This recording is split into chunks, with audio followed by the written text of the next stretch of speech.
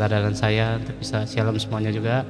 Ya, kita berdoa. Tuhan, terima kasih Bapa, biarlah sungguh kami menyembah Engkau, Raja segala raja, Allah yang hidup dalam kehidupan kami, sebab kami percaya kuasa-Mu memimpin dan mengurapi bagi setiap kehidupan kami, ya Roh Kudus. Mari Tuhan, urapi mulut bibir hamba, berikan pengetahuan-Mu, hikmat-Mu, marifat-Mu, sebab di dalam Engkau Tuhan kami percaya Bapa, Engkau yang memberikan jalan bagi hidup kami dan hikmat Bapa dalam setiap Bapa apa yang kami pikirkan. Mari Roh Kudus, jamah Bapa setiap hidup kami, sehingga kami mengerti firman-Mu dan memakai atribut semua karunia, pikiran, hikmat, dan kami gunakan Bapa untuk kami hidup memberkati banyak orang.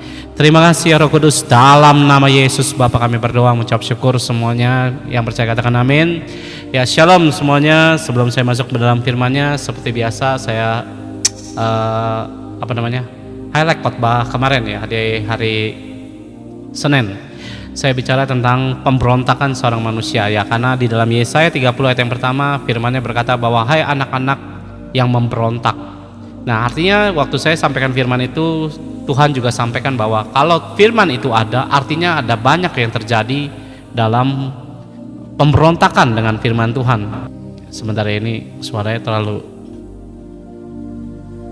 oke. Nah, artinya kita ini bisa masuk dalam sebuah pemberontakan. Nah, pemberontakan itu apa ya? Tidak menuruti perintah Allah lah, sepastinya itu. Ya, karena kalau saudara berpikir bahwa saya orang yang setia Pak, tidak ada orang merasa hidupnya itu berjalan dengan pemberontakan, saudara. Karena kita pasti meyakininya ya, kita ini setia dan kita ini tulus, murni dan sebagainya. Nah, namun saudara harus tahu bahwa apa aja yang saudara bisa dengarkan firman itu kembali, bagian-bagian saudara, apakah saudara kerjakan atau tidak, itu semua saudara bisa renungkan hidup kita di dalam Tuhan. Seringkali kalau kita dalam bergumul, dalam kesusahan, dalam permasalahan, seringkali kita cari namanya manusia, bukan Tuhan. Nah, disitulah pemberontakan awal dimulai. Contohnya ngapain Pak? Orang seringkali kalau udah kena hutang, cari pinjaman. Ya, bukannya buru-buru bertobat dan cari Tuhan, cari ngapain? Cari Firaun, cari hutang, cari pinjaman. Dan saya nemuin orang Kristen model kayak gini begitu banyak, saudara. Kenapa? Ya karena hatinya nggak pernah benar-benar serius dengan Tuhan, sehingga dia cari orang-orang yang sekiranya bisa namanya memberikan pertolongan, yang padahal itu membuat orang itu ataupun manusia tersebut memberontak terhadap firman Tuhan. Nah, di dalam Mazmur 107 ayat yang 10-13 kemarin saya sampaikan bahwa pemberontakan membuat hidupmu susah, dan tambah amat susah apabila terus berlangsung sebuah pemberontakan di hadapan Tuhan. Nah, saya berdoa saudara harus tahu di ayat kedua, ayat ketiga, Tuhan juga menegur seorang Firaun ataupun manusia yang menolong sesama manusia. Kenapa Pak? Karena ada kalanya manusia itu diproses Tuhan. Saudara jangan jadi Tuhan untuk menolong orang. Yang kadang-kadang saudara harus punya kepekaan dan ketajaman. Orang ini perlu ditolong tuh sampai di mana? Bukan tidak boleh sama sekali, tapi saudara harus bisa mendidik. Karena banyak orang yang ditolong itu justru yang makin banyak yang nggak tahu diri, saudara. Kenapa? Karena nggak bertobat. Makanya banyak orang yang punya hutang lebih galak, saudara, daripada yang minjemin, saudara. Nah, kenapa? Ya itu karena nggak mendidik, sehingga banyak orang itu ya tidak namanya hidup dalam kebenaran dan terus masuk dalam pemberontakan demi pemberontakan. Nah, saya berdoa saudara harus tahu bahwa Tuhan ingin kita ini kembali. Nah, dalam Yesaya 30 ayat 15 ya, di situ dikatakan bahwa ciri orang bertobat tuh hidupnya tenang, ya. Hidupnya punya namanya covering Tuhan. Kemarin waktu saya berdoa, saya melihat covering itu begitu ya setengah robek, dan saudara harus tahu bahwa hal-hal itu perlu diperhatikan dalam kehidupan saudara. Kalau misalnya Pak, hari ini kok hidup saya tuh begitu tidak tenang, begitu namanya mengalami kesulitan, kesusahan, jangan-jangan saudara tidak pernah serius dengan Tuhan, pemberontakan terus terjadi. Nah ya, melalui firman itu saya bukan menghakimi orang, tapi untuk namanya menyadarkan seberapa jauh kadang-kadang kita ini ya melakukan pemberontakan di hadapan Tuhan, sehingga harus kita namanya kembali di hadapan Tuhan. Nah, bagaimana setelah pemulihan akan berjalan? Nah, saya di sana juga saya akan jelaskan ciri Tuhan akan namanya membawa pemulihan. Dia akan memberi kita roti serba sedikit, tapi saudara akan tahu firman lebih banyak, sebab dia akan tunjukin jalan dalam kehidupan saudara dan saya untuk hidup pastinya lebih baik dan lebih berkenan di hadapan Tuhan. Nah, di dalam Kejadian 41 kemarin saya juga jelaskan Yusuf bagaimana diberikan hikmat untuk membawa bangsa untuk namanya hidup dalam sebuah pertukaran. Ya, kalau saudara jadi orang yang menolong, ingat saudara, ya bawa mereka ke hadapan Tuhan, minta mereka tukar hidup mereka dengan namanya hidup dalam kebenaran. Ya, itu pastinya dibawa ke dalam Tuhan. Nah, kayak kemarin saya juga singgung, ada satu teman saya, ya dia menolong seseorang, dia bukain jalan, saya bilang kamu salah bukain jalannya. Ya, saya bilang bawa keluarga ini ke hadapan Tuhan. Ingat, Tuhan tuh bukan kamu, saya bilang. Ya, kenapa? Kalau kamu terus-terusan kayak begini, hati-hati, malah kamu nanti yang diproses Tuhan saat saudara nggak mengerti bagaimana cara menolong orang. Itu sebabnya seringkali orang datang minta tolong kepada saya, ya contoh nih, beberapa orang yang bisa minta tolong, saya akan bawa mereka, mau nggak berdoa? Kalau nggak mau, nggak usah minta tolong. Kalau dibilang kok kejam banget Pak, karena kalau nggak ke Tuhan, hidupnya nggak akan berubah saudara. Ya, itu akan lebih parah lagi hidup mereka. Nah, itu sebabnya saya akan bawa mereka kenal Tuhan. Kalau nggak mau ya jangan minta tolong sama saya. Lo kenapa Pak? Kejam banget, bukan kejam. Saya tahu bahwa di dalam tangan Tuhan tuh pasti lebih baik, dan hidupnya akan berubah, dan hidupnya akan ngerti bagaimana menjalani kehidupan bersama dengan Tuhan. Yang percaya katakan amin. Sebentar ya.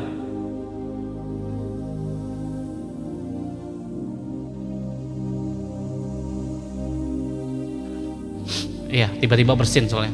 Nah, hari ini saya nggak bicara tentang pemberontakan kepada Tuhan. Saudara harus tahu bahwa ada namanya sulung rohani. Kita baca dulu di dalam 1 Korintus pasal 15 ayat yang ke-20. Saya tahu firman ini jarang sekali orang tahu, karena saya melihat bahwa sepanjang saya jadi orang Kristen, cuma satu pendeta mungkin yang pernah bahas ini dan yang cukup mengerti tentang kesulungan rohani. Karena sepanjang saya ketemu dengan berbagai hamba Tuhan, ya itu tadi saya bilang cuma satu yang ngerti, yang lainnya kurang ngerti. Nah, saya coba waktu saya diajar tentang kesulungan rohani, saya pakai itu semua dan berfungsi dengan baik, dan itu menghasilkan sesuatu yang sangat ya di luar nalar saya, dan itu bisa bekerja di dalam kehidupan anak-anak Tuhan. Nah, sulung rohani itu apa? Nah, kita belajar dulu di dalam 1 Korintus 15 ayat yang 20. Dengar baik ya, Shalom. Tetapi yang benar ialah bahwa Kristus telah dibangkitkan dari antara orang mati. Sebagai apa? Yang sulung dari orang-orang yang telah meninggal. Nah, perhatikan juga Kolose 1 ayat 15. Ia adalah gambaran Allah yang tidak kelihatan, yang apa? Sulung, lebih utama dari segala yang diciptakan. Nah, dengar baik saudara, Yesus itu adalah anak Allah yang sulung. Dia mati, dia bangkit, yang sulung. Nah, ada apa dengan kata sulung ini? Nah, ini sangat menarik setelah saya pelajari ya, dan lihat dalam kitab Kejadian, lihat kitab-kitab yang lain. Oh, ini ternyata ada kaitannya dan sampai namanya hari ini. Saya nggak tahu seberapa saudara nanti mempelajari ayat ini ataupun khotbah ini dalam kehidupan saudara. Kenapa Pak? Karena sulung itu ada di dalam setiap keluarga demi keluarga. Nah, apa efeknya, apa gunanya, dan apa fungsinya Pak? Itu fungsinya kalau ya, jadi begini, ada yang sebenarnya sulung rohani, namun dia nggak ngerti, hilang semua privilege yang dari kerajaan sorga.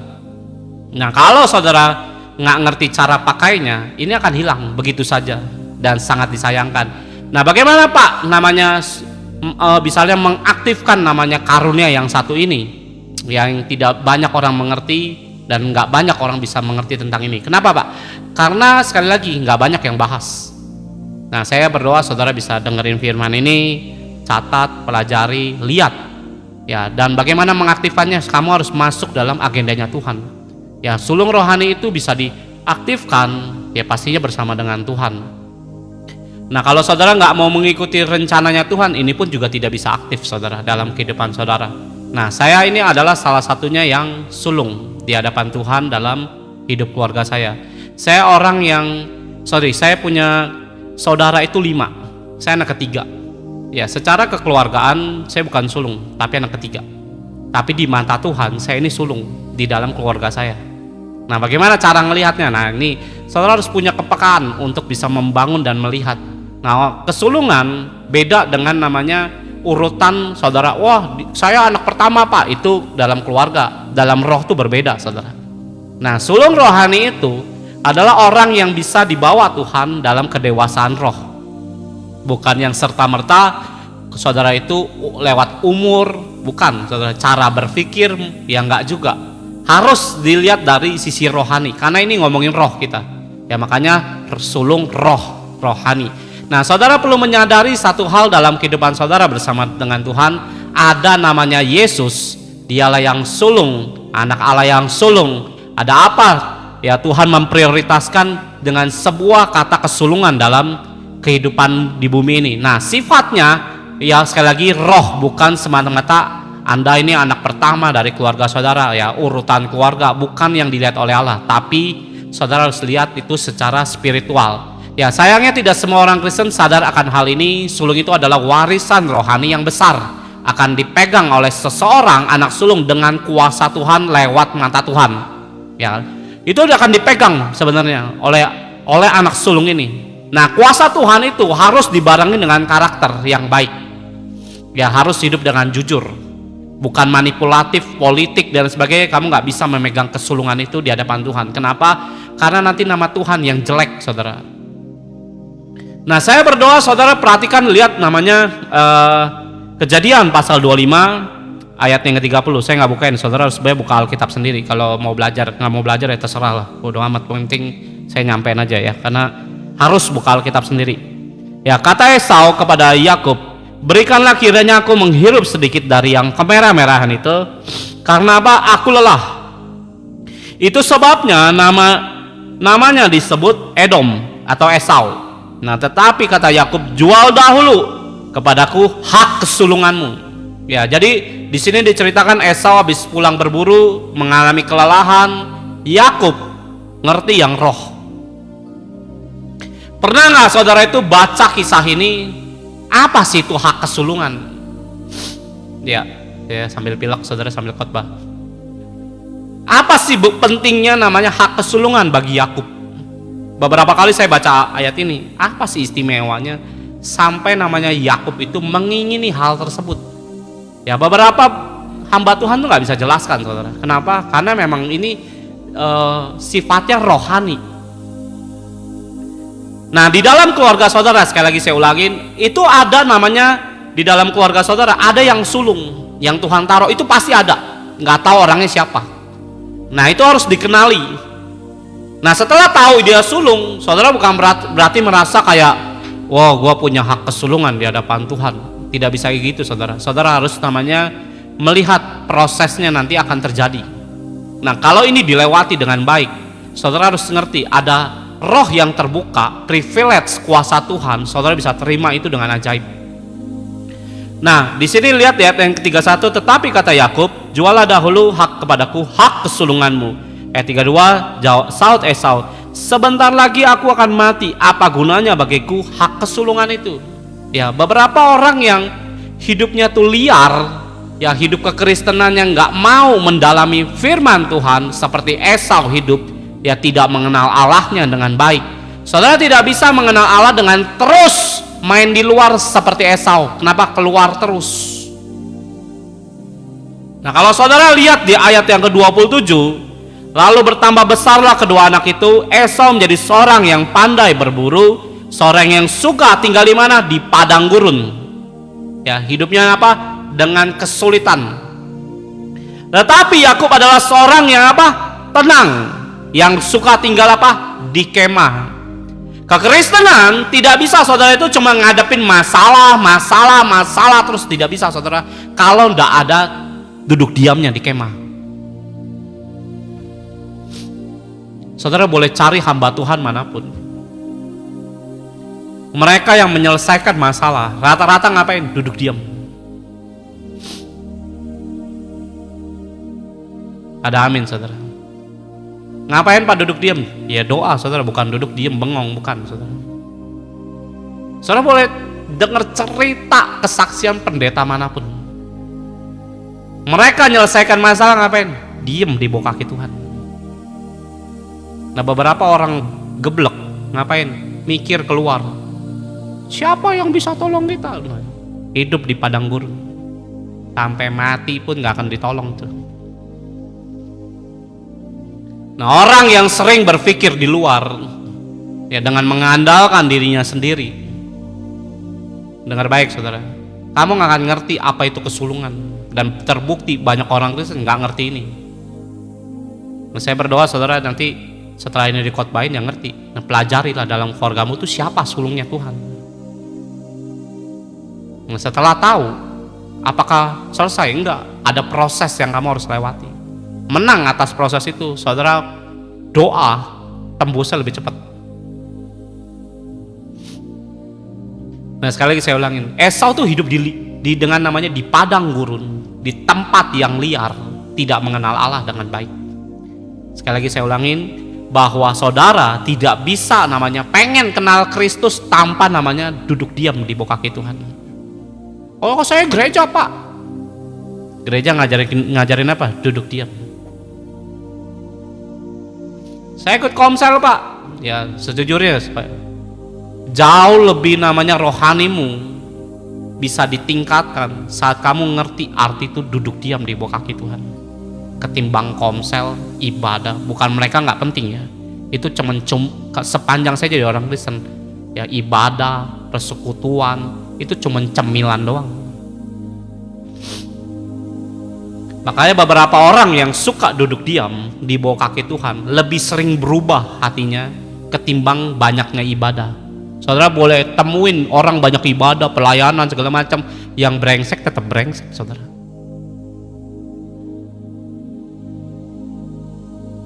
Mau ibadah dari pagi siang malam ya. Bukan ibadahnya yang salahnya, bukan. Duduk diam ini buat ngapain? Kita tuh dikoreksi banyak hal. Nah, hak kesulungan, dengar baik saudara, ada di dalam setiap keluarga saudara dan saya. Kalau itu diaktifkan dan ngerti cara proses berjalannya, saudara akan menangkan banyak jiwa sebenarnya. Terkhususnya adalah keluarga kita sendiri. Nah, saya cerita ya.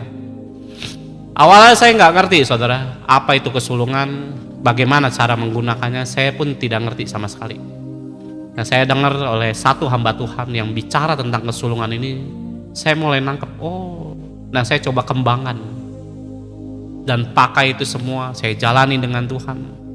Ya, apa sih pengertian hak kesulungan? Hak adalah suatu kuasa untuk saudara terima atau lakukan sesuatu yang semestinya saudara terima. Ya, hak adalah bentuk pengakuan secara resmi, ya, atau kekuasaan tertentu yang dimiliki individu.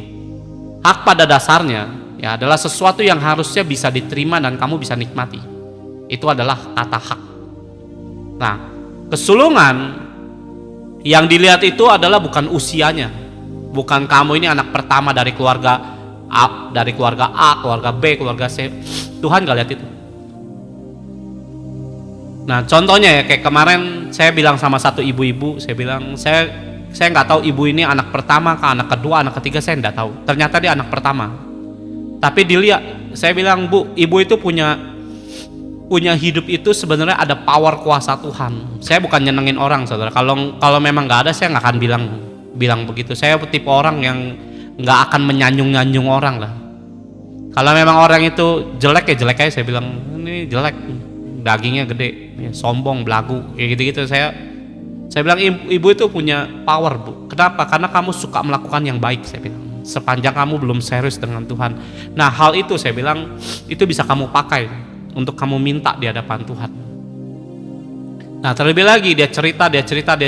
Wah, saya melihat ibu inilah dari keluarganya, dialah yang sulung. Sekali lagi saya nggak bilang anak pertama ini yang sulung, bukan. Di hadapan Tuhan itu nggak dilihat itunya. Ya, jadi saya anak pertama pak, saya sulung pak, bukan itu. Makanya dengerin ya, jangan tell me karena susah khotbahin begitu tuh susah, nggak gampang saya nyampein. Kamu dengerinnya gampang, jelasinnya yang susah saudara. Ya, sekali lagi saya ulangin ya, hak kesulungan bukan dilihat kamu itu anak pertama, bukan. Ya, di dalam rohani, di dalam mata Tuhan bukan itu yang dilihat. Contohnya siapa pak? Yusuf itu anak ke-11, tapi hak kesulungan jatuh ke dia. Sekali lagi saya ulangin ya, di Daud tuh anak ke-8, Ya ini saya bilangnya 3 ya, 8 ya anak begini lah. Nah, Daud tuh anak ke-8. Tapi sulung rohani itu jatuh di Daud. Bukan di Ahab, Eliab, bukan. Ya jadi bukan karena kamu anak pertama, wah berarti saya sulungnya apa? Enggak. Di mata Tuhan bukan itu. Nanti saya kasih tahu cirinya. Nah saya lanjutin dulu kesaksian ibu ini. Dia bilang, Bu, ibu itu anak sulungnya Tuhan. Kebetulan Pak, saya anak pertama Pak. Ya saya nggak peduli lah, kamu mau anak pertama, anak terakhir, saya nggak pusing itu. Saya bilang, kenapa? Karena dari kedewasaannya itu ada, dilihatnya dari sana. Nah yang bisa lihat tuh siapa? Ya orang yang berrohani. Namanya yang dilihat kedewasaan roh. Nah yang bisa lihat apa? Ya orang yang berrohani nanti akan lihat, oh ini rohaninya dewasa ini. Nah suatu hari adiknya ke Malaysia. Adiknya tuh hidupnya liar saudara. Dan dia ketangkap di Malaysia, nggak tahu karena apalah, mungkin paspornya mati segala macam. Dan ditangkap polisi 4 bulan nggak ada kabar. Ketemu sama saya di tempat ibadah di mana saya beribadah, dia datang, dia nangis, dia bilang, Pak tolong doakan. Kenapa? Adekku hilang 4 bulan, nggak ada kabar, mati kah apa enggak saya nggak tahu. Sambil menangis, ya udah kita berdoa. Setelah berdoa seminggu 3 hari atau 4 hari pulang saudara ke Indonesia. Cerita dia semuanya, kenapa dia 4 bulan tidak bisa menghubungi. Saya percaya bahwa itu kenapa seorang kakak ya ataupun hak kesulungan dia doakan blek. Kenapa? Karena memang bisa menyelamatkan orang. Nah contohnya saya saudara saya 5 ya, saya 5 bersaudara, saya anak ketiga. Nah kesulungan jatuhnya di saya. Kenapa? Karena dari 5 orang ini yang paling ngotot ikut Tuhan tuh saya bukan membanggakan diri saya. Dan saya lah dari 5 saudara saya lah yang jadi hamba Tuhan. Yang lainnya ya hidup masing-masing seperti yang mereka mau aja. Nah dari waktu keluarga saya semua hampir beragama Buddha semua, ya saya lah yang berlutut. Karena hak kesulungan itu bisa nyelamatin satu sisi keluarga saudara. Itu privilege-nya yang Tuhan kasih. Nah kalau ini terjadi saudara bisa selamatin dan membawa mereka itu kenal Tuhan. Dan saya yang berdoa semua keluarga saya terima Yesus. Kenapa? Saya pakai kuasa itu. Banyak orang nggak mengerti betapa pentingnya kesulungan ini di hadapan Tuhan. Nah Esau tuker.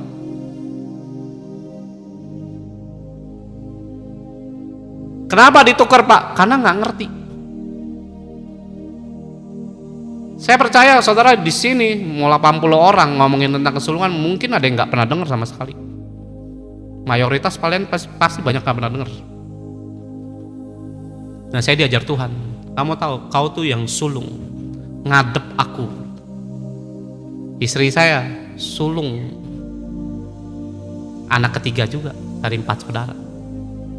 Dan dialah yang akan membawa sisi keluarganya kenal Tuhan. Walaupun mereka mungkin udah Kristen, tapi dari dialah nanti akan yang mendewasakan, mendorong, memberikan namanya suatu pengertian rohani, apalah pokoknya membuat keluarga ini kenal Tuhan lebih dalam.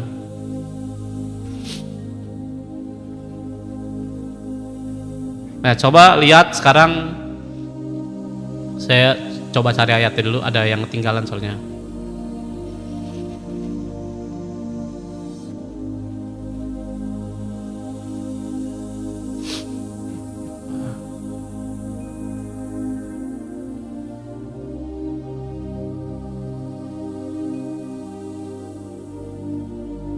Saya lupa ayatnya di mana. Bahwa Yusuf adalah yang sulung.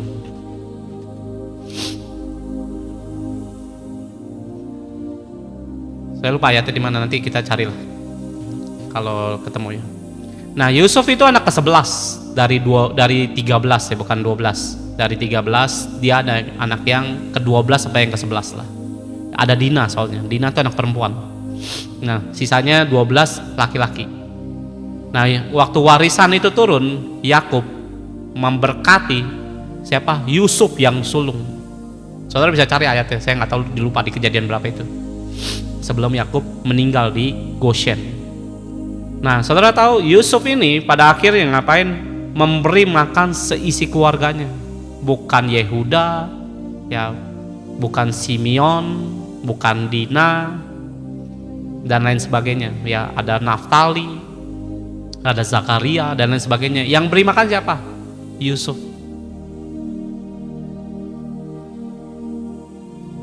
Kalau saudara namanya nggak menukar itu dan mempelajari kesulungan saudara seperti saya mempelajari itu, ya, makanya nggak ada yang mustahil, itu betul saudara. Dengerin ya, memperkenalkan Yesus dalam keluarga kita, ada banyak yang sampai puluhan tahun pun tidak mereka kenal. Ya, karena saya melihat pergumulan yang paling sulit satu diantaranya adalah memperkenalkan Yesus ke keluarga kita. Itu satu diantaranya paling sulit. Ada yang suaminya 10 tahun gak kenal Tuhan. Ada yang mungkin adiknya, kakaknya, mamahnya, dan lain sebagainya nolak kenal Tuhan. Itu bisa 10, 20 tahun, 30, perhatiin aja.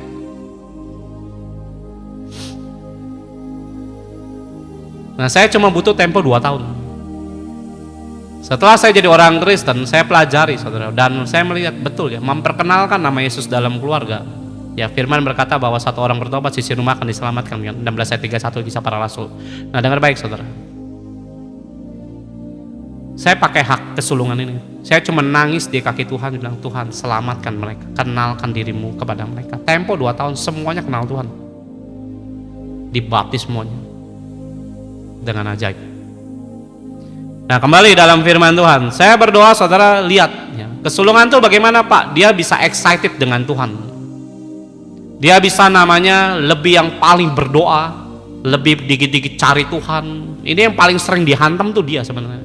Secara kedewasaan roh, dia akan melihat bahwa semua itu harus lari ke Tuhan. Tapi ada beberapa yang akhirnya mundur. Kenapa? Karena tekanan. Memang tekanan sulung tuh nggak gampang. Makanya kalau saudara punya anak pertama, nih contohnya kalau yang dari dunia ya. Anak pertama sering kali namanya dituntut jadi contoh. Ya betul ya saudara. Salah adanya, kakaknya yang domelin, nggak ngajarin kakaknya yang benar. Ya, makanya jadi sulung itu nggak gampang, memang berat saudara. Tapi jangan lihat beratnya aja, ada keistimewaan di hadapan Tuhan. Nah, inilah yang saudara perlu pelajari di dalam kehidupan kita sebagai orang percaya. Lihat ayat yang ke-31 tadi. Tetapi kata Yakub, jualah dahulu kepadaku hak kesulungan. Saud Esau, sebentar lagi aku akan mati, apakah gunanya bagiku hak kesulungan?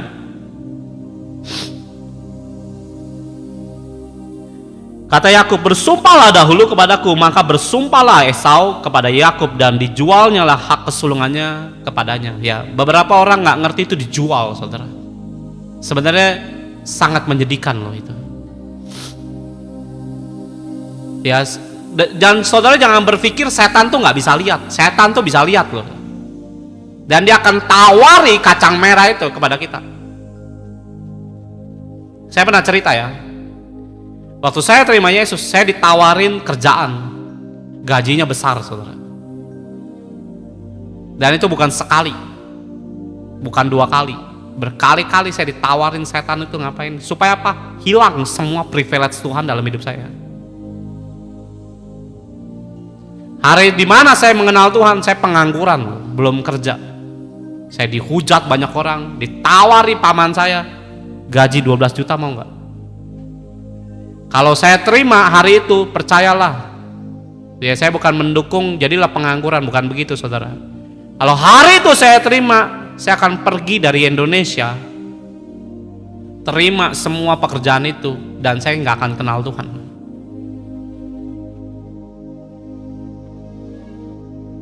Dan saya bersyukur hari itu saya tolak semua pekerjaan itu. Saya lebih pilih apa? Diproses Tuhan. Saya nginjilin keluarga, berantem. Ya kalau kita nginjilin keluarga pasti berantem, kebanyakan begitu. Ngomongin Yesus, Apa Yesus? Saya nginjilin mama saya, apa Yesus? Diketawain saya. Akhirnya saya mundur, disuruh Tuhan tuh, saya ingat hari itu saya berdoa dan Tuhan bilang kamu mundur, jangan maju. Maksudnya ngapain?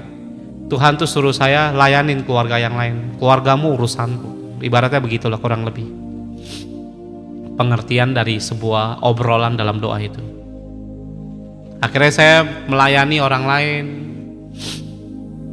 dan saya setiap bulan naik 2 puasa Ester, 3 hari 3 malam saya tidak makan tidak minum. Habis itu saya cuma minta sama Tuhan, bukan harta, bukan kerjaan, bukan uang yang saya minta. Yang saya minta adalah cuma satu. Apa tuh? Keluargaku Tuhan, lawati semuanya. 2 tahun kemudian saya terheran-heran dengan apa yang Tuhan kerjakan, yaitu mereka satu persatu terima Yesus dengan cara yang sangat aneh. Dan itu bukan saya yang nginjilin, tapi orang-orang yang digerakkan Tuhan lewat doa yang saya naikkan sebagai anak sulung di hadapan Bapa. Nah, beberapa orang tukar, kenapa? Karena lelah. Ya, setan selalu menawari, kamu jual hak sulung, kamu akan kehilangan banyak jiwa. Ada yang sampai murtad, pindah agama. Kenapa? Karena nggak laku-laku, ya udah jomblo kelamaan, udahlah pindah agama. Kenapa? Kamu jual itu semua kehidupanmu buat hal-hal yang sifatnya daging. Iblis tuh ngerti loh ini. Makanya waktu hak kesulungan itu pindah, lihat Yakub pengen dimatiin sama Esau, dikejar dan pengen dimatiin. Itu kalau nggak Tuhan tolong Yakub, mati itu pasti Yakub. Ya bagaimana Esau bawa 400 pasukan penuh dengan senjata, mau ngapain? Mau barbeque? Enggak, pasti mau matiin Yakub. Nah, hak kesulungan bukan berarti oh saya sulung nih Pak, ya puji Tuhan, tapi kamu harus ngerti bagaimana menggunakannya, karena itu ada proses yang harus kamu lewati. Loh, kenapa? Yakub itu pegang hak kesulungan, di blessing oleh Ishak. Habis itu prosesnya mulai.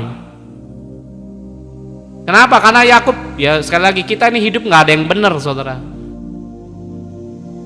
Kita sebelum kenal kebenaran firman Tuhan, hidup kita ini pasti brengsek, tukang bohong lah, ngibul lah. Bahkan yang udah kenal Tuhan aja masih banyak yang munafik.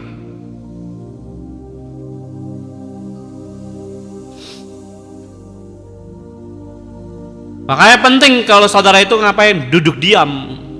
Beberapa orang Kristen yang nggak bisa duduk diam, perhatikan deh. Mau ibadah puluhan tahun juga karakternya begitu aja, nggak bisa berubah. Saudara kalau mau tanyain pernah duduk diam nggak? Pasti hampir tidak pernah. Kalau pernah paling seminggu udahan. Loh, kenapa? Duduk diam itu kita dikoreksi banyak. Makanya orang sering bilang apa namanya, saat teduh lah atau apalah.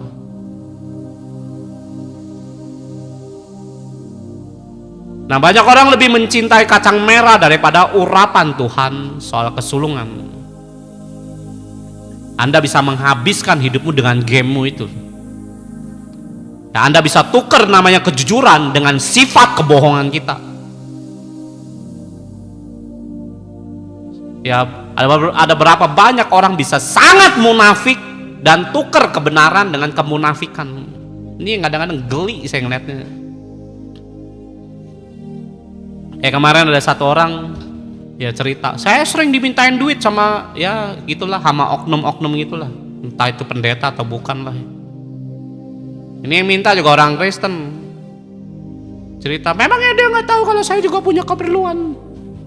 Kenapa? Dia bilang, karena kamu nggak berani ngomong tidak. Karena apa? Munafik. Dikasih tapi ngomong di belakang. Kadang saya belain, malah saya juga yang ditusuk. Karena empat lihat orang munafik sebenarnya. Kenapa?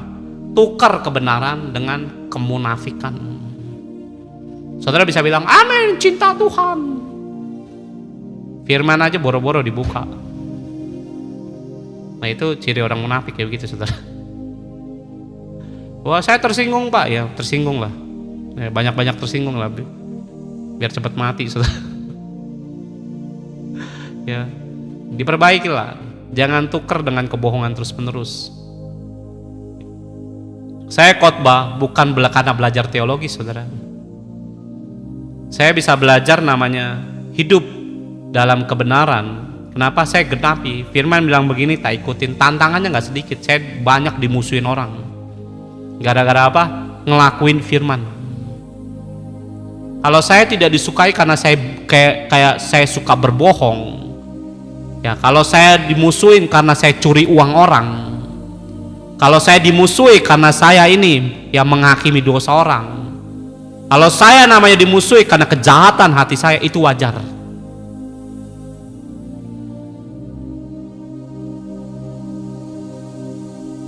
Kalau saya namanya dimusuhi karena apa? Pinjam duit orang nggak bayar, itu wajar. Kamu nggak disukai. Nah, seringkali kita hidup dalam kebenaran juga nggak disukai. Kenapa? Karena saya nggak suka bersekongkol dengan kejahatan, kecurangan, munafik. Saya nggak suka.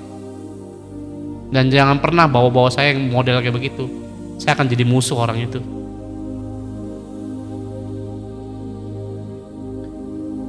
Ya, berkat namanya hak kesulungan itu besar. Tapi ada waktu orang dipersiapkan untuk namanya mengerti akan karunia Tuhan yang satu ini, seperti Yesus. Yesus itu sulung. Yang pertama diproses. Bagaimana prosesnya? Kayu salib. Habis mati ngapain? Nyelamatin seisi muka bumi. Itu ada dalam 1 Yohanes 2 ayat yang kedua, bahwa dia menyelamatkan atau menebus dosa seluruh dunia. Ya, jadi jangan merasa, oh saya nih sulung. Prosesnya juga kamu harus mau. Kalau enggak, nggak akan nyelamatin siapa-siapa. Kalau Yesus hari itu tidak mati di kayu salib, mau nyelamatin siapa? Oh, Yesus mau bilang, aku ini sulung. Tetap nggak nyelamatin siapa-siapa. Dia harus tebus dengan darahnya. Dia harus lewatin proses salibnya. Dia bilang apa? Sangkal, pekul. Dia sangkal apa? Dia sangkal keilahiannya dalam 2 Filipi 2 ayat yang 6. Dia tanggalkan semua keilahiannya. Dia ambil rupa seorang manusia dan jadi sama seperti manusia. Itu namanya sangkal. Kedua, prosesnya apa? Pikul. Setelah 2 jalan ini, hak kesulungannya diberi kuasa sama Tuhan. Blek, nyelamatin banyak orang. Nah, orang yang sulung ini akan namanya membawa berkat Tuhan bagi keluarga, bagi bangsa-bangsa. Tadi saya sudah bilang Yusuf, dia berkati keluarganya, dia berkati bangsa-bangsa. Semua orang datang berbondong-bondong kemana? Ke Yusuf. Yusuf kalau nggak diproses, ya keluar dari kenyamanan, dilempar ke sumur, difitnah, dihina-hina mungkin juga, ya mau dimatiin dan sebagainya, dimusuhin pula, ya tidak dihiraukan oleh juru minuman dan juru makanan, ya atau ya. Dan saudara dengar baik, prosesnya kamu harus lewatin. Jangan dipikir, wah saya anak pertama Pak, saya ini sulungnya Tuhan. Tanpa proses nggak akan terjadi apa-apa. Itu akan sama aja. Yakub ngerti ini. Dan saudara kalau tahu hak kesulungan itu selalu ada di dalam keluarga kita. Nah, bagaimana saudara kalau bisa, Pak saya pengen aktifkan, minta Tuhan proses. Itu perlu diolah sama Tuhan.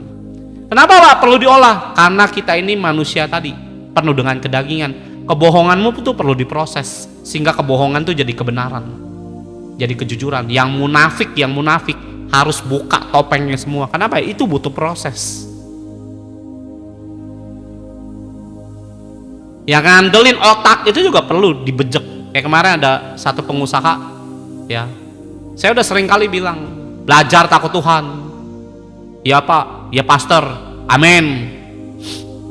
Tapi tetap aja yang dijalanin ya kayak begitu. Sampai kemarin saya khotbah juga saya bilang, sampai otakmu ubanan, saya bilang, kalau Tuhan berkati kamu cuma 5 juta, ya 5 juta aja, saya bilang, sampai kamu ngerti. Apa yang Tuhan mau dalam hidup kita, kita lepaskan, Tuhan masuk, saya bilang. Baru kamu mau jadi apapun yang Tuhan sentuh jadi besar. Sampai hari ini bergumul apa? Duit terus. Ya ini ada yang spam, tak blokir dulu yang spamnya. Saya nggak suka spam ya. Anak Tuhan spam tuh buangnya langsung.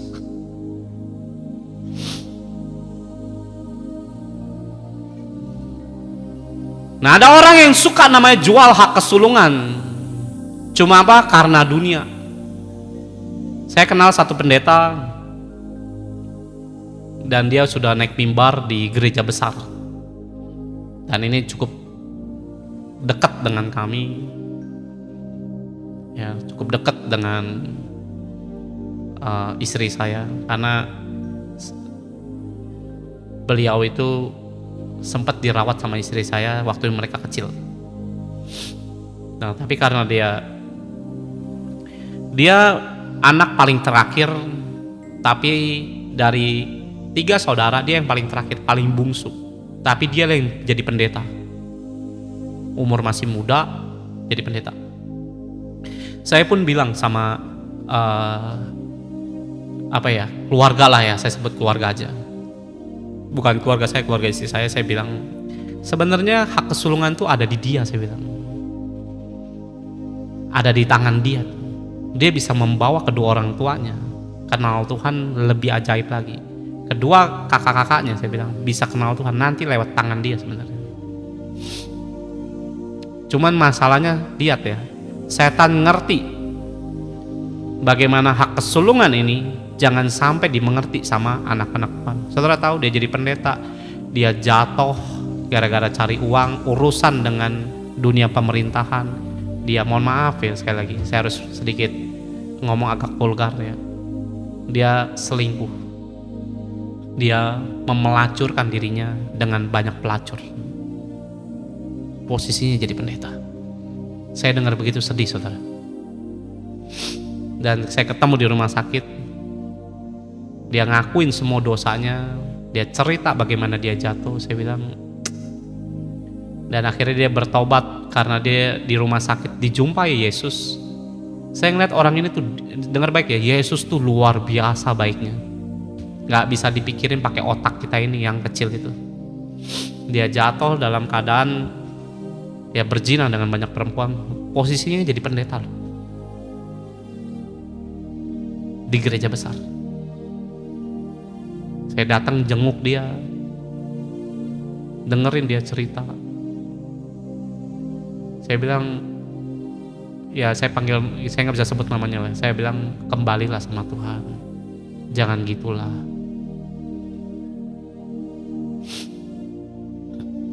Dia bilang, iya kok, saya mau kembali sama Tuhan. Kenapa? Dia cerita, beberapa waktu yang lalu Tuhan datang hampiri saya.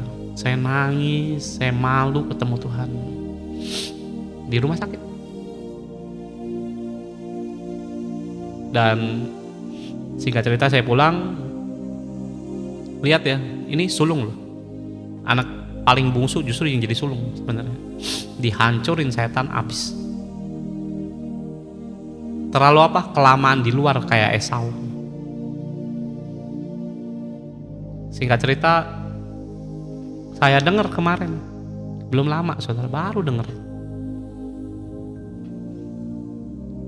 Sebulan yang lalu mungkin, jatuh lagi sama perempuan. Masih naik mimbar.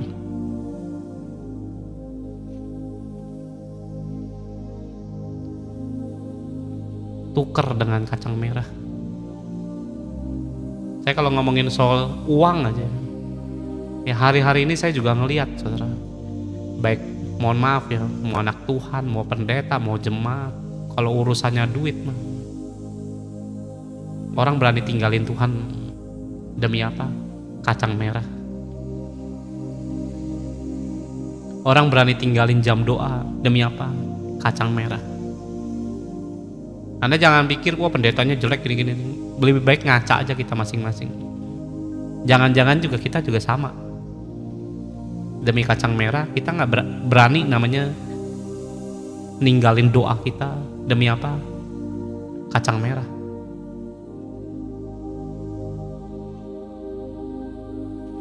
Ya saya tiap hari itu tidak pernah lepas namanya berdoa, saudara. Kenapa? Ya kalau orang bilang doa itu nafas hidup, terserah lah orang mau julukinnya apa ya. Saya suka berdoa, udah titik. Saya nggak lihat embel-embel itu karena nafas doa segala macam, bukan. Dan saya suka nyembah. Dan saya sampai namanya suka menyembah itu karena apa? Latihan bertahun-tahun, bukan hitungan hari. Ya, saya kasih tahu ya. Saya menyembah Tuhan.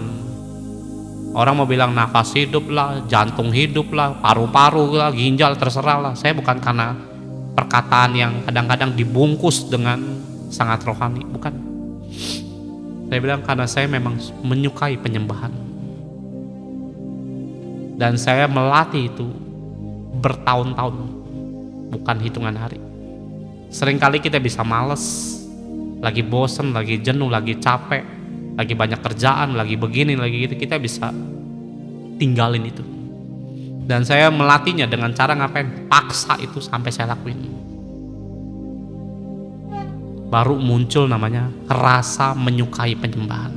Nggak langsung, saudara. Ya orang melacur cuma cari apa? Duit.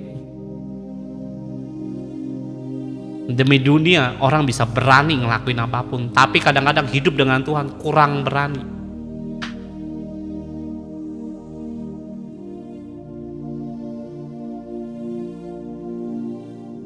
Nah seringkali justru saya nggak pernah melihat bahwa hak kesulungan ini muncul di dalam hidup anak-anak Tuhan, tapi tidak bisa digenapi, saudara. Padahal itu janjinya di dalam itu besarnya luar biasa kalau saudara ngerti.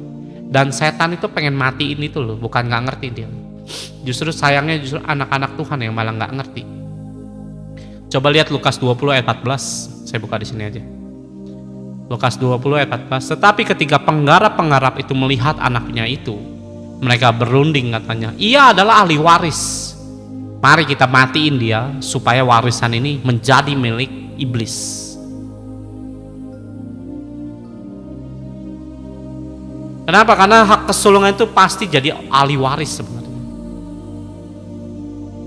Makanya beberapa kita ini kayak orang punya adat istiadat.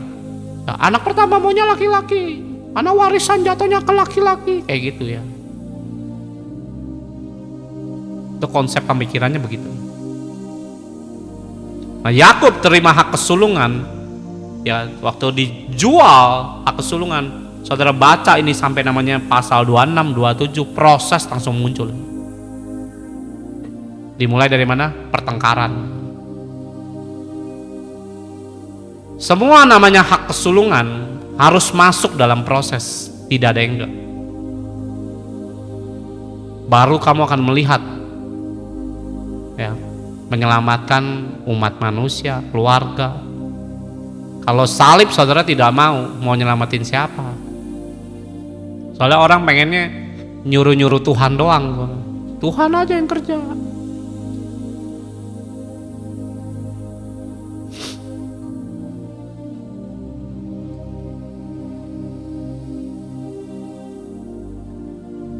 Nah saya berdoa saudara itu perhatikan. Nah di dalam setiap roh kesulungan itu kamu proses. Ya, karena kalau orang ngomongin siapa yang mau diberkati? Saya Pak. Siapa yang mau diproses? Jangan saya Pak, sebelah saya aja Pak.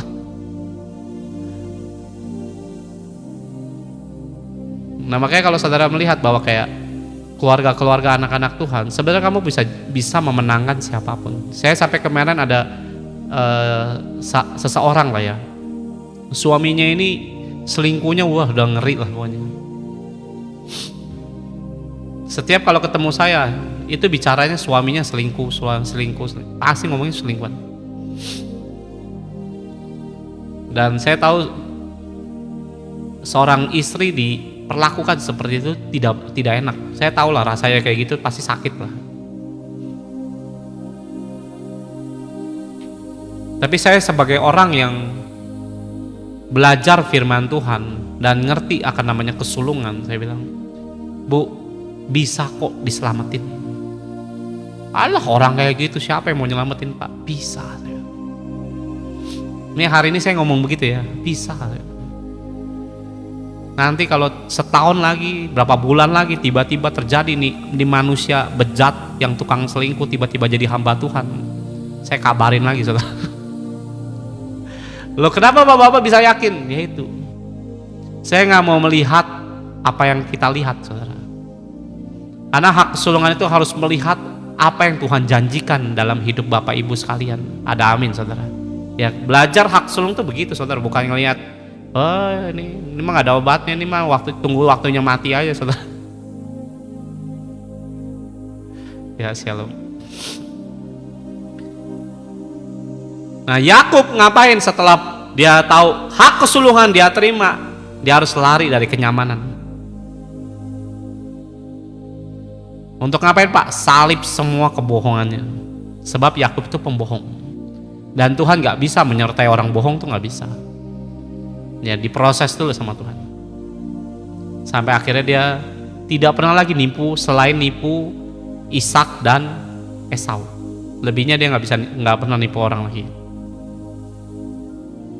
Ya, dan waktu Yakub menerima sebuah kesulungan, Tuhan tuh sertai dia loh.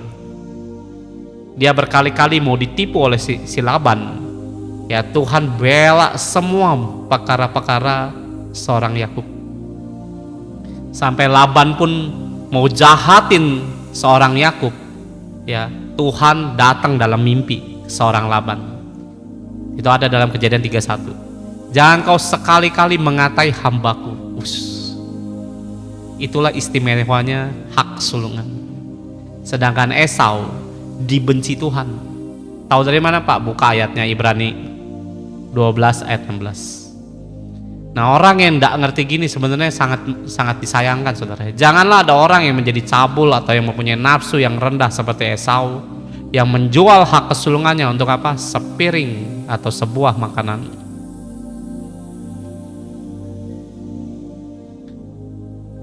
Esau nggak pernah disertai Tuhan. Esau kerja keras. Esau nggak ada ceritanya di Alkitab. Seperti Yakub punya cerita di dalam, sampai seluruh keluarganya, 12 anaknya laki-laki, semuanya dipakai Tuhan.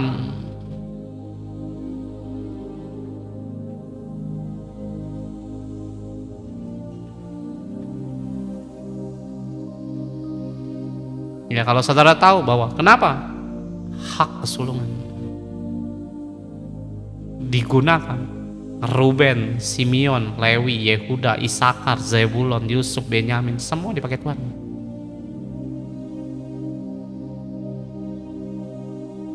Nah, bagaimana saudara melihat, oh saya pengen anak-anak saya dipakai Tuhan? Ya, ngertilah tentang ini. Sekali lagi saya mau ulangin, saudara, setiap keluarga saudara itu ada satu yang Tuhan tentukan, dan dialah yang akan membawa seluruh keluarga saudara kenal Tuhan. Terkadang orang itu mungkin umurnya lebih muda. Nah, kalau saudara rendah hati, ya saudara justru belajar dari orang ini. Nanti dia yang akan dapat hikmat daripada Tuhan, bukan kamu.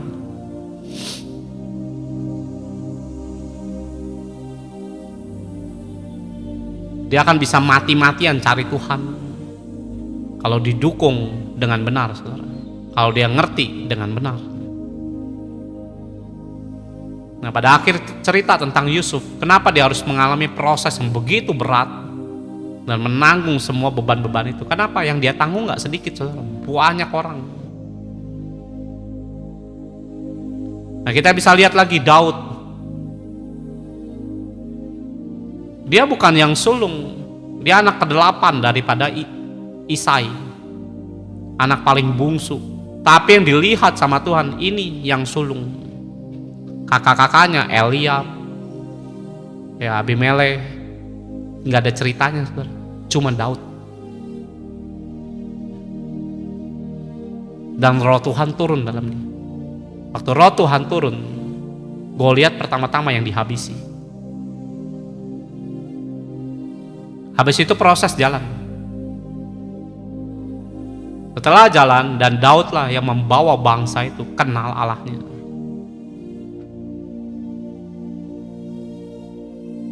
Kalau hak kesulungan saudara nggak mengerti, saudara justru bisa namanya merusak keluarga saudara sendiri dan tidak mengenal Tuhan. Terbukti waktu Daud membawa bangsa itu kenal Tuhan, selebihnya Salomo, ya ada Yerobiam, ada Rehabiam atau Yerobiam lah, saya lupa itu nama dua orang itu mirip-mirip soalnya. Kalau nggak salah Rehabiam. Membawa bangsa itu semuanya murtad, saudara.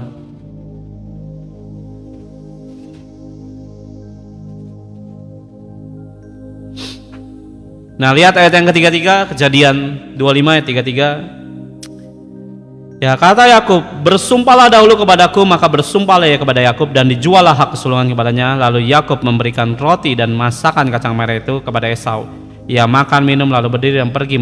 Demikian Esau memandang ringan hak kesulungan itu. Pelajari saudara, hak kesulungan itu bukan sesuatu yang saudara berpikir bahwa itu Allah, apa pentingnya sih Pak. Nah, kamu kan seperti Esau dan kehilangan campur tangan Tuhan dalam kehidupan kita sendiri. Ya, saudara boleh cari di Alkitab, Esau itu tidak pernah bangun mezbah, nggak pernah. Penting buat bapak ibu itu duduk diam seperti Yakub, cari Tuhan. Nah, kalau hak kesulungan ini bisa muncul di dalam hidup bapak ibu sekalian, ya, cirinya ya akan banyak orang berdatangan kepada saudara. Ya, bukan karena saudara istimewa, tapi karena karunia Tuhan di dalam hidup saudara. Suatu hari saya tanya sama ibu rohani saya waktu itu. Ibu rohani saya itu dulunya mantan dukun. Saya seringkali belajar sama hamba-hamba Tuhan yang kebanyakan pernah bertemu dengan Yesus. Ya, saya nggak pernah belajar sama orang-orang yang cuman modelnya pakai pemikiran tafsiran ini, nggak ada sebenarnya. Saya belajar sama orang-orang yang atau hamba-hamba Tuhan, ya, bapak ibu rohani saya itu rata-rata bertemu dengan Tuhan. Nah, ibu rohani saya itu dulu mantan dukun Kuamiah, dan dia punya 40 setan yang jagain dia. Ya, saya bilang kalau mereka nganggapnya dewa, kalau kita nganggapnya setan. Ya, dia punya 40.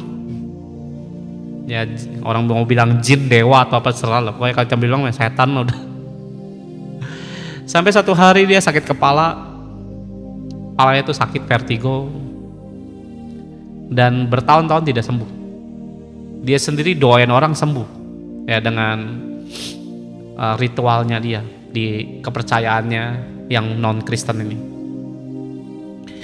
Nah, singkat cerita, dia sendiri mengalami sakit, dia sendiri nggak bisa menyembuhkan sakit penyakitnya. Dia panggil semua, ya, dewa-dewanya dia lah yang dianggap dewa, dan tidak ada yang bisa sembuhin sakit kepalanya ini. Sampai satu hari dia teriak, dia cerita ya kesaksian ini sama saya. Saya bilang, gimana Bu proses Ibu terima Yesus dan begitu mau melayani Tuhan? Nah, dia ceritalah akhirnya. Nah, saya pernah sakit kepala, dia bilang itu nggak ada yang bisa sembuhin.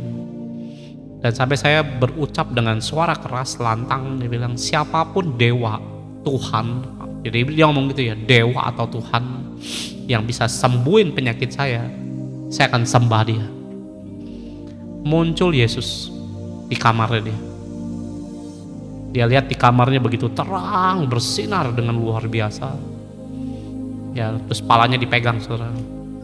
Ya, bukan dipatahin, saudara, dipegang. Ditumpang tangan sama Yesus, sembuh. Sakit palanya hilang. Habis itu Yesus berkata, ikutlah aku. Dan Yesus berjalan, tembus tembok, hilang. Itulah dia bilang, pertama kalinya saya ketemu Yesus. Ya, oh gitu, iya. Nah, habis itu saya baca firman, dibaptis, dan ikutin Tuhan. Nah, sampai saya punya pertanyaan begini, saudara. Ya, kalau saya tanya ke teman-teman, pasti kamu nggak bisa jawab. Karena kalau kita yang udah mulai pinter belajar firman, pertanyaan kita makin susah dijawabnya. Pertanyaan saya begini, gimana cara Tuhan mengabarkan Injil ke seluruh umat manusia? Sedangkan ada yang di hutan, ada yang modelnya yang tertutup, isolasi, ada yang sampai namanya, saudara pernah dengar gak, ada satu hamba Tuhan dari Indonesia ke Papua, itu ada suatu kampung yang terisolasi, tidak ada listrik, tidak ada kehidupan, maksudnya tidak ada kehidupan seperti kayak kita, ya, gak ada internet, ya, benar-benar terisolasi, dan mereka tuh kanibal di Papua. Dan mereka nginjil tuh pelan-pelan, saudara. Kalau nggak, karena apa? Ada misionaris ke sana, dimakan, saudara. Dimakan. Nah, ini hamba Tuhan ini seorang pilot. Dia cerita, itu kalau kita sembarangan masuk, dimatiin di sana. Dimakan dagingnya, kanibal. Nah, saya bilang, gimana cara Tuhan itu? Dunia ini begitu luas,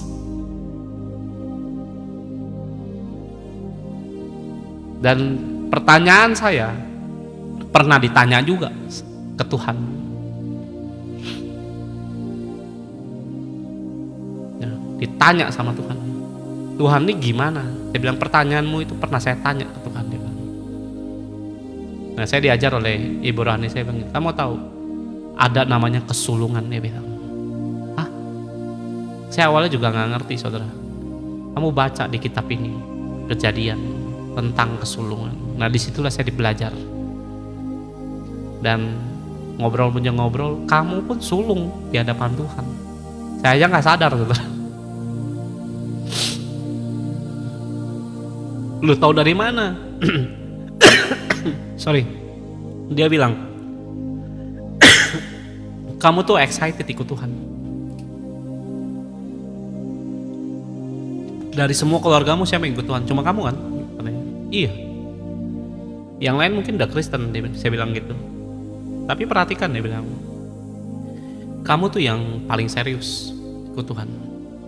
Dan betul, saudara, saya itu yang paling serius, yang paling berani taruh nyawa lah ibaratnya, buat mau mati-mati lagi ibaratnya gitu. Nah, kamu tahu, dia bilang, setiap manusia itu dalam keluarga, Tuhan tuh taruh roh kesulungan masing-masing di dalam keluarga. Nah, nanti Tuhan akan aktifkan benihnya. Itu mereka akan kenal Tuhan dengan caranya Tuhan yang kita nggak tahu itu apaan. Nah, kalau ini diaktifkan, mereka kenal Tuhan. Jangan dipikir nanti, satu orang bertobat sisi rumah akan diselamatkan. Nggak segampang itu. Karena Kristen yang modelnya minim informasi firman, itu seringkali cuma ngomong kayak gitu. Itu perlu saudara lewati semua pendewasaan rohani dulu. Nggak langsung ngomong satu orang bertobat sisi rumah akan diselamatkan, amin. Faktanya nggak bertobat-tobat juga kan. Loh, kenapa? Karena proses pendewasannya kamu nggak mau jalanin. Cuman teriak-teriak amin doang, ya, sampai tetangga sebelah kedengeran. Tapi prosesnya ini nggak dijalanin. Inilah yang membuat tuh gagal sebenarnya. Bukan Tuhannya gagal. Kamu harus ngerti level rohaninya tuh berjalannya bagaimana. Nah, nanti rohani itu diproses, dibentuk, mulai dewasa. Nah, dalam pendewasaan itu semua kamu mau klaim apapun tuh jadi di dalam nama Yesus. Dan saudara perlu tahu gini, saudara, kuasa Tuhan gak bisa ditaruh ke anak-anak, saudara. Gak bisa. Rohani kalau ke anak-anak mau ditaruh apa? Saudara punya anak, dikasih uang 30 juta, mana bisa dipertahankan dia? Bisa dirampok orang. Kedua, dia gak ngerti cara ngelolanya. Beberapa orang dikasih uang sama Tuhan, misalnya berkat 100 juta misalnya gitu, habis begitu aja. Kenapa? Karena gak gunainnya gak bener. Kenapa? Anak-anak wataknya.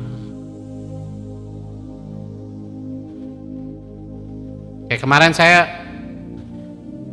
ditaruh Tuhan tuh gini, ada sisa uang Ya ada sisa uang lah, saya nggak perlu uang apalah. Saya tanya, Tuhan, ini uang ini buat kemana? Saya bukan tipe orang yang udah habisin aja duitnya. Ya duit pasti dihabisin, cuma kemana gitu loh. Tuhan taruh saya ke satu tempat, kamu taruh ke tempat ini. Ya dan akhirnya semua rekanan saya tuh setuju. Tinggal satu manusia aja tuh nggak setuju. Kenapa? Otak dia mainnya. Kalau saya nggak gitu. Saya tanya, Tuhan ini kemana? Tuhan bilang A, ya saya A, nggak akan ke B. Mau ngotot kayak apapun tetap A saya.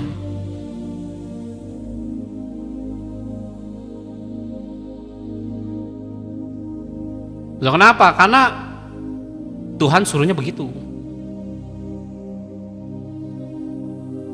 Nah kalau uang ini dipakainya ngawur-ngawur dan nggak benar, saudara,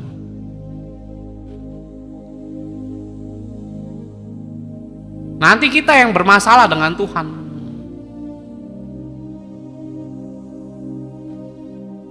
Nah tapi karena saya udah bersuara ke sini, mau dikerjain syukur, nggak mau dikerjain ya udah, itu urusan dia orang, bukan urusan saya. Loh kenapa saya harus patuhi semua apa yang Tuhan mau taruh? Kalau kesulungan saudara nggak bisa dipercaya sama Tuhan lewat uang, lewat kuasa, lewat kepercayaan rekanan, kamu mungkin dipercaya orang dan itu nggak bisa namanya saudara pegang dengan utuh, ya Tuhan nggak bisa lagi mempercayakan hal itu. Kamu mau klaim apapun susah nantinya. Nah saya berdoa saudara harus tahu, nah dalam keluargamu itu kamu lihat anakmu tuh siapa yang dipilih Tuhan. Nah kamu harus doakan itu, tumpang tangan, ajari dia ngerti tentang firman.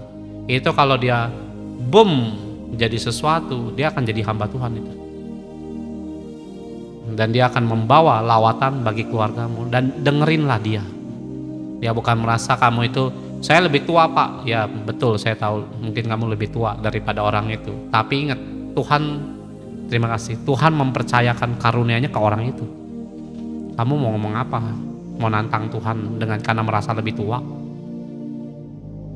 Ya kalau Yusuf songong, kalau Yakub songong sama Yusuf, ya dibuang kali. Tapi ceritanya nggak begitu. Yakub menghormati Yusuf walaupun dia anak, dan Yusuf menghormati orang tuanya. Kalau dia punya hak kesulungan, udah pasti dia ngerti firman, udah pasti dia akan genapi. Kenapa? Untuk bisa mengaktifkan itu nggak bisa hidup sembarangan. Seperti Esau, di luar dan semau-maunya dia. Nah coba saudara kenali siapa nih dalam keluarga ini, ya doakan saudara. Mana tahu ya saudara akan lihat bagaimana sebuah tanda atau mimpi, ya anak ini akan jadi apa. Itu biasa dikasih tahu. Ya contoh kayak kakek istri saya. Kalau keluarga saya mah udah haleluya lah saudara, karena keluarga saya berhala semua. Jadi untuk melihat hal-hal yang kayak gini tuh saya nggak punya gambarannya, karena nggak hidup dalam Tuhan. Nah istri saya keluarganya hidup dalam Tuhan. Nah kakek istri saya itu suka berdoa buat anak, cucu, mantu, semua didoakan. Dan sampai satu hari saya dengar ceritanya mereka ya, waktu dari keluarga istri saya ada yang lahir, ya saya nggak perlu sebutlah siapa itu orangnya. Nah kakeknya ini dia bilang ini anak, dia bilang ini anak, bukan anak pertama ya, anak kesekian lah. Ini anak nanti akan jadi pendeta. Loh kenapa? Karena saya melihat dia di atas mimbar. Dan saudara tahu hari ini dia ngomong puluhan tahun yang lalu, hari ini berdiri di atas mimbar.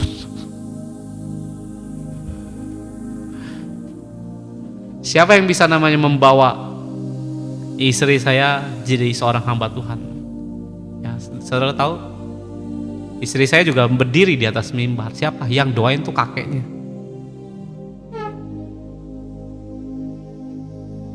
Dan membawa lawatan bagi keluarga. Saya di keluarga saya berhala semua. Tapi saya nggak pernah bertemu dengan nenek saya nggak pernah bertemu. Ya, saya nggak pernah bertemu dari kakek saya, dari papa saya, karena papa saya punya papa atau kakek saya dari pihak papa, itu meninggal muda, di umur 30-an udah mati. Ya itu asli orang China, saya juga baru tahunya tahun lalu saudara. Nah tapi saya dengar katanya nenek saya itu Kristen, karena ada satu penyakit didoakan gak sembuh-sembuh, datang saudara orang pinter katanya dan didoakan sembuh. Habis itu satu keluarga nenek saya pindah semua ke agama berhala itu, ditinggalin ke Kristenannya. Nah lahirlah mama saya ya, dan nikah dengan papa saya, muncullah kakak saya, cici saya, adik saya. Saudara tahu benih di nenek saya turunnya di saya. Benih Tuhan tuh nggak bisa mati, akan hidup selama-lamanya. Tinggal bagaimana hatimu, seperti batu atau seperti tanah yang subur, ngerti tentang firman. Ada amin saudara. Nah pelajari ini dalam hidup saudara, dia akan bisa membuka jalan, menyelamatkan banyak orang, jadi namanya orang yang membawa solusi dengan dahsyat sebenarnya. Kita jangan jadi orang Kristen yang cuma taunya gereja, pergi pulang gereja, sembah Tuhan kayak gini juga pelajari. Nah setiap keluarga ada sulungnya Tuhan. Kalau saudara menyadari, minta tuh diproses, bukan langsung minta wah diberkati. Ngawur saudara, nggak ada berkat tanpa proses. Nggak ada orang mau terima namanya gaji tanpa kerja, nggak ada saudara. Kalau ada sini saya juga mau saudara. Ya, orang namanya mau terima namanya gaji, ibaratnya duit, ya kerja dulu. Proses kerjanya harus jalan dulu, baru nanti diakhiri dengan gajian. Ya kalau ada pekerjaan gaji dulu pak, nggak usah ada proses. Saya juga mau saudara. Tapi nggak ada di dunia ini, di dalam Tuhan pun tidak ada. Kenapa sih pak perlu diproses? Sekali lagi, manusia itu jahat saudara. Kamu akan membawa namanya bendera kerajaan sorga, dan itu perlu hidup kudus, hidup benar, hidup namanya punya keinginan cari Tuhan lebih daripada hidupmu sendiri.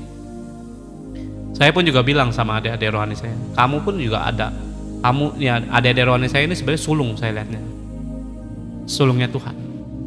Nah bagaimana nanti dia akan menyelamatkan keluarganya mereka ya dengan kuasa Tuhan, yang nggak tahu nanti prosesnya Tuhan aja yang kita tontonin. Nah saya menyadari bahwa ini semua saudara punya dan saudara memiliki hal yang demikian. Nah kalau saudara nggak ngerti cara mengaktifkannya ataupun juga mengejar sebuah hak kesulungan ini, saudara harus pelajari dan minta Roh Kudus itu membuka jalan-jalan pikiran saudara untuk namanya saudara hidup dalam namanya karunia Tuhan yang satu ini. Nah jadi sulung itu memang berat saudara, tapi kamu akan namanya mewarisi anugerah Tuhan yang ajaib di dalam kehidupan saudara. Nah kalau ini namanya saudara tangkap pakai roh ya, bukan pakai namanya pengertian pikiran ya, tapi ditangkap pakai namanya roh, saudara akan melihat bagaimana cara Tuhan itu bekerja. Ya prosesnya memang tidak enak, tapi saya percaya bahwa itu kalau dilewati, saudara akan lihat perubahan demi perubahan di dalam kehidupan saudara. Nah Esau orang yang sesungguhnya nggak mengerti apa itu sebuah kesulungan. Ya kalau saudara tukar dengan namanya, ingat ya waktu Esau lelah ditukar. Nah saat lelah iblis ini akan mudah nyerang saudara. Saat lelah kamu akan gampang marah. Ya jangan ditukar dengan hati yang penuh dengan kemarahan.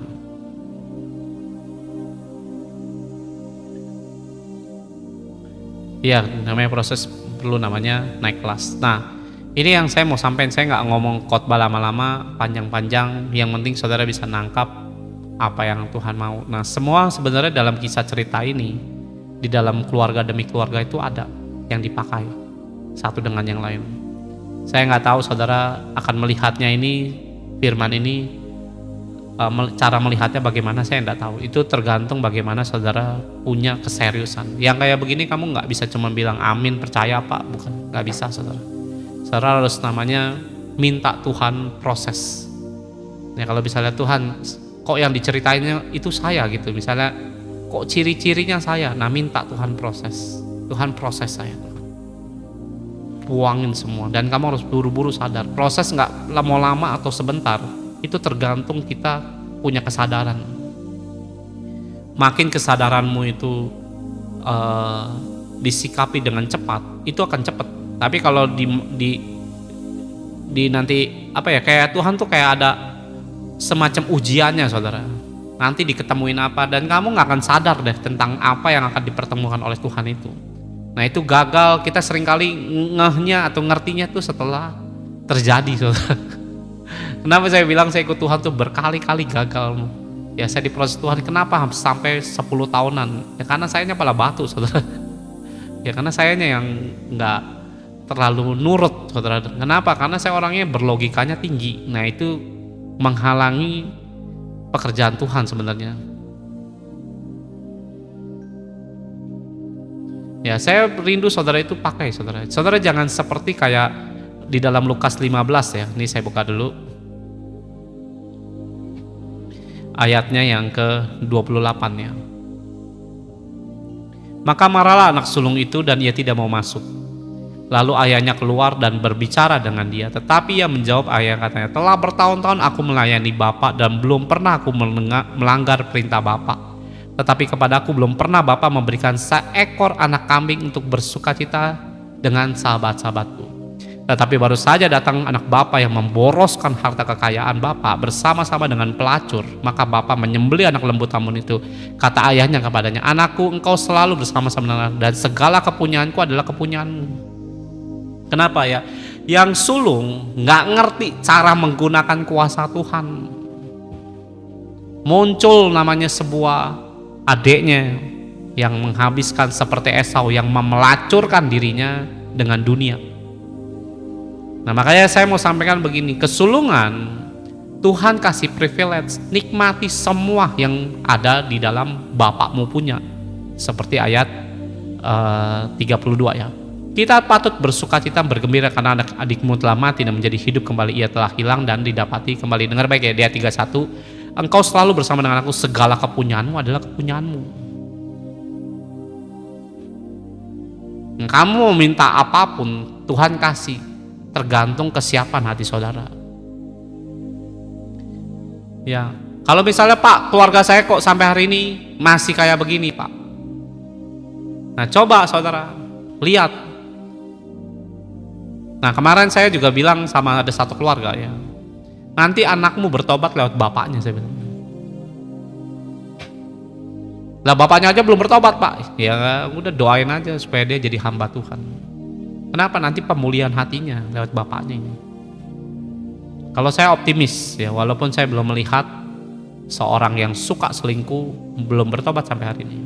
Kalau saya optimis, saya bilang, Bu, Ibu perhatikan, saya bilang. Ya, satu ibu ini menurut saya itu sulungnya Tuhan. Kenapa? Saya bilang, ibu itu punya privilege di hadapan Tuhan. Pakai Bu, nggak usah ngeluh, nggak usah lihat gini gitu ya, nggak usah cerewet-cerewet lah, saya bilang. Udah minta aja sama Tuhan. Beberapa dia punya permintaan, semuanya dikabulin Tuhan dalam tempo singkat. Ya dalam tempo singkat. Nah, kalau orang nggak ngerti, saya bilang, yang ada apa? Ngeluh doang kerjaannya nanti. Nah saya punya satu kenalan lagi ya, dan saya nggak bisa sebut terlalu terbuka, saudara. Nanti jadi masalah. Ya ada yang satu perempuan sulung, dia anak ketiga. Dia berdoa buat bapaknya supaya papa mamanya ini dibaptis. Karena sebelumnya mereka dibaptisnya kan percik. Ya, saya nggak mau debat soal itu ya. Tapi yang saya tahu baptis itu selam. Ya karena mengikuti Yesus. Oh saya nggak setuju Pak, itu urusanmu, nggak setuju ya. Saya cuma tahu firman tulis begitu. Ya saya nggak mau berpendapat dengan tentang pikiran manusia. Alkitab mencatat seperti itu, ya, kerjakan aja segitu. Nah singkat cerita, dia ngadep Tuhan, dia berdoa, Tuhan biar papa mamaku ini terima Yesus, dibaptis Tuhan. Saudara tahu, suatu hari ada kejadian yang gak enak. Ya, orang ini dikhianatin oleh banyak hamba Tuhan dan mau berhenti pelayanan, saudara. Dan singkat cerita, pagi harinya jam 3 pagi Tuhan datang ke orang ini dan ngulurin tangan. Kenapa? Dikecewain banyak hamba Tuhan, dia nggak mau lagi pelayanan, males ngelihat hamba-hamba Tuhan tuh dikit-dikit duit kayak kerjaannya. Pusing saya mikirinnya. Kita mikirin jiwa, ini mikirin duit. Dan kecewa, nggak mau lagi pelayanan. Ya dalam doa, aku nggak mau pelayanan lagi Tuhan. Jam 3 pagi dia tidur, Tuhan datang ngulurin tangan. Yesus bilang begini, bangkit nak, bangkit. Ya dia cerita sama saya soalnya. Tuhan datang jam 3 pagi bilang bangkit, kamu harus bangkit. Tuhan Yesus ngomong 3 kali bangkit. Dan orang ini bilang, oke Tuhan, aku bangkit. Mana jiwanya yang harus aku tangani? Habis itu Tuhan pergi. Saudara tahu, berdoa 10 tahun loh. Pagi-paginya ditelepon oleh kedua orang tuanya. Temenin mami katanya. Kemana? Baptisan. Coba saudara bayangkan. Ini orang udah orang tua, ya tiba-tiba telepon. Itu kalau bukan Tuhan tidak mungkin. Saudara. Tahu dari mana Pak? Baptisan Darussalam. Nah itu kejadian itu. Kita udah ngomong berkali-kali, tetap nggak mau didengar. Yang saya nggak tahu gimana caranya Tuhan. Ditelepon pagi itu 10 tahun berdoa supaya orang ini dibaptis Islam. Ya, ada amin saudara. Kuasa Tuhan itu tidak terbatas dengan pikiran manusia. Nah, dia berdoa seperti itu menghadap Tuhan dan Tuhan patahkan semua keras kepalanya manusia dengan caranya Tuhan. Dengar baik saudara, itu ada loh di dalam hidup Bapak Ibu sekalian. Sebuah hak kesulungan. Nah, bagaimana saudara itu pakai? Saya pernah berkali-kali singgung tentang hak kesulungan. Ada orang cerita gini, cerita gitu. Saya bilang, kamu itu punya hak kesulungan. Pakai itu semua. Namanya hak. Yaitu kepunyaan kita yang diwariskan Tuhan. Pakai itu semua. Jangan seperti sulung yang di dalam Lukas 15 ini. Hidup dengan Tuhan tapi gak ngerti apa itu kesulungan. Sehingga Tuhan berkata bahwa kepunyaanku, kepunyaanmu.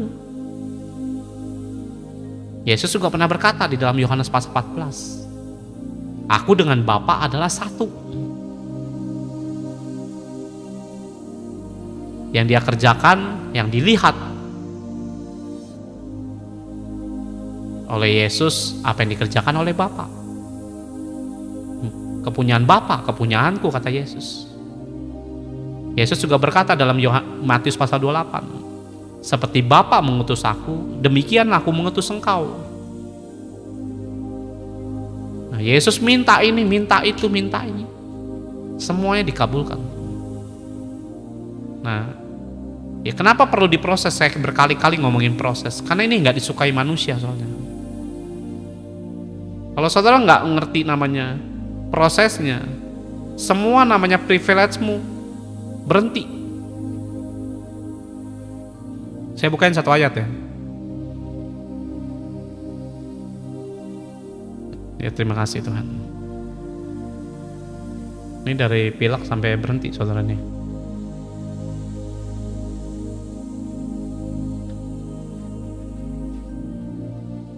Ya makanya penting duduk diam. Kalau kamu ke Kristen ya liar begitu di luar terus liar. Ya doa 5 menit dahan. Kamu gak akan ngerti apa yang saya khotbahin ini dan gak akan terjadi apa-apa dalam hidup Bapak Ibu. Ya saya bukan berharapnya demikian. Saya berharapnya kamu tangkap firman ini, jadikan berhasil. Tujuan kita sama, yaitu apa? Memenangkan sebanyak mungkin jiwa-jiwa. Ada amin saudara. Lihat, jikalau kamu tinggal di dalam aku dan firmanku tinggal dalam kamu, mintalah apa saja yang kamu kehendaki, dan kamu akan menerimanya. Saya tanya di sini sama Bapak Ibu, kehendak Tuhan apa kehendakmu? Lihat firman-Nya. Saya tanya sama Bapak Ibu, ya, kenapa kita disuruh duduk diam? Jikalau kamu tinggal dalam aku tinggal dalam kamu, ya, mintalah apa saja yang kamu kehendaki. Pertanyaan saya begini, kehendak Tuhan apa kehendak kita?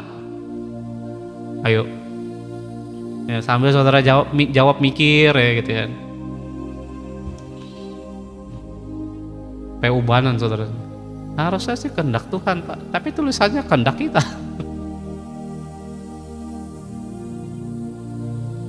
Ayo, kehendak Tuhan apa kehendak kita?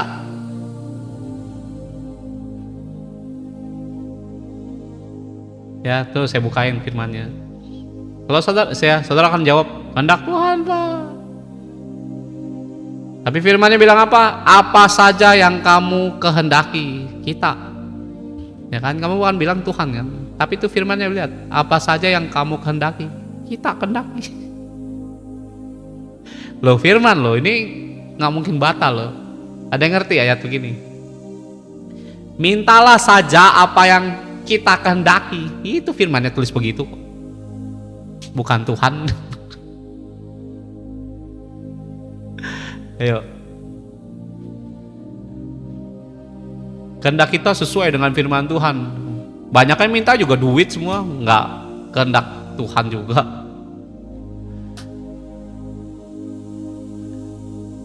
Kehendak kita kan.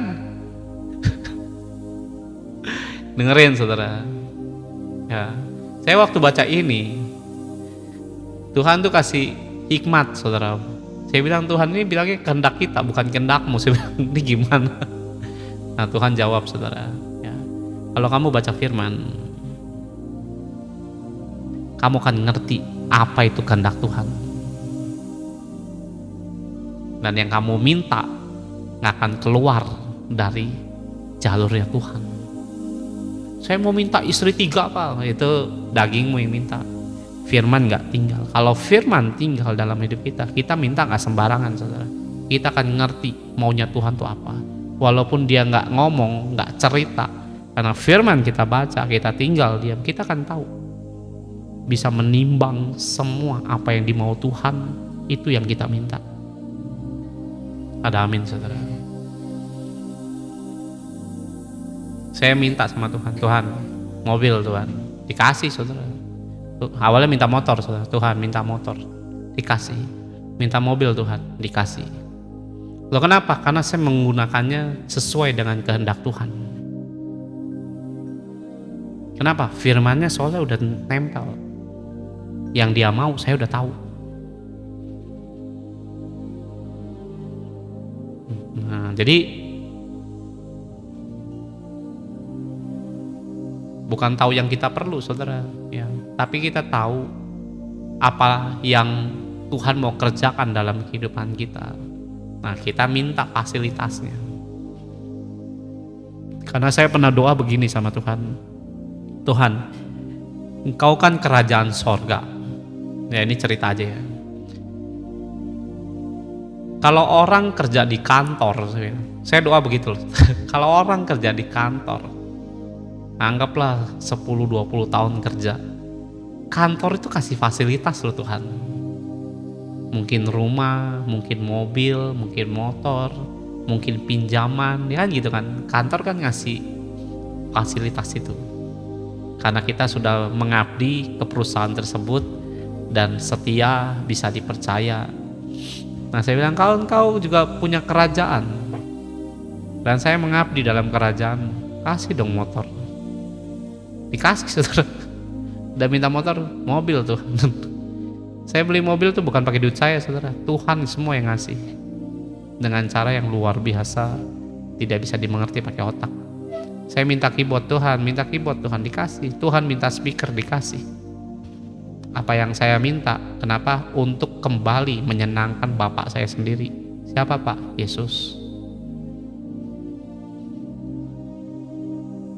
Ya, saya minta laptop harga belasan juta. Nggak pakai duit semua saudara. Cuma ngomong aja udah. Ya belinya memang pakai uang, tapi itu bukan uang saya. Tuhan semua yang siapin. apa yang menjadi kebutuhan dalam kehendaknya. Saya pakai.